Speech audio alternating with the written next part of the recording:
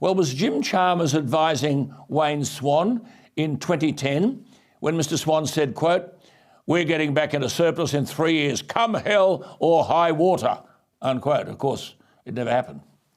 Was Jim Chalmers advising Mr Swan in 2011?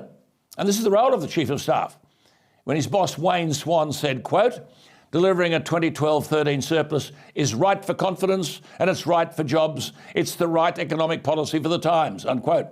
Of course, it didn't happen. Labor had been promising a surplus in 2012-13 since May 2010. Mr Chalmers was with Treasurer Swan for all those years. Perhaps his judgment has improved. We hope so, because to be fair to Chalmers and the incoming Labor government, and it is a reality we must face, the Morrison government leaves Australia with the worst fiscal record of any post-war government. Peter Dutton is going to have to be careful attacking the new government on the economy. The coalition inherited gross national debt at 20% of GDP.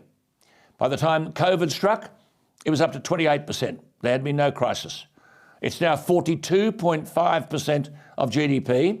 Someone, and it's got to be Chalmers, is going to have to get serious about managing the economy, because the budget papers tell us that debt will climb to 44.9% of GDP in 2 years' time. Now, forget the politics.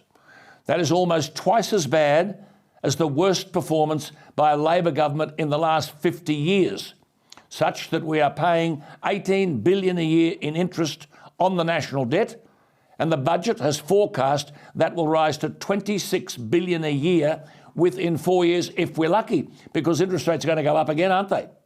$2 billion a month. So what does Chalmers do? Does he ignore the debt? After all, Labor's election costings document outlined 111 new spending commitments. Are we going to see more spending with debt already headed to top $1 trillion? Do we see higher deficits? Do we see drastic budget cuts to repair the bottom line, or will that tip the economy too far the other way? The first task should be a simple one, and that is cut waste. Again, in spite of the Morrison government's small government rhetoric, Scott Morrison ran the most expensive government in recent times, 34% more expensive than Rudd's 2013 government when adjusted for inflation. And that's in the federal budget papers. Just taking the federal government's cost of running government, in 2010-11, it was $52.4 billion.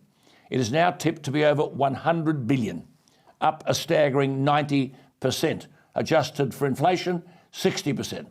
There are blowouts in government expenditure everywhere, along with ineffective government spending and poor processes, leading to poor decision-making. But the public are not going to suffer an Albanese government blaming everything on its predecessor. They've been elected to fix the problem. Do they proceed with their 111 new spending commitments made during the election campaign? What's to happen to the $20 billion Rewiring the Nation Fund, the $10 billion Housing Australia Future Fund, the $15 billion National Reconstruction Fund, the $1.5 billion Medical Manufacturing Fund, the $1 billion for a Critical Technologies Fund? If Chalmers and Gallagher are true to their promise that there'll be a line-by-line audit of budget spending, we here on this program will keep them to the promise. Where will the cuts be made?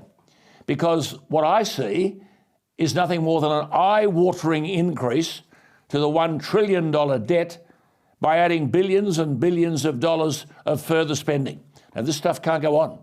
It conjures up all the worst fears about a Labor government. They can dismantle those fears immediately by cutting waste, and there's a stack of it.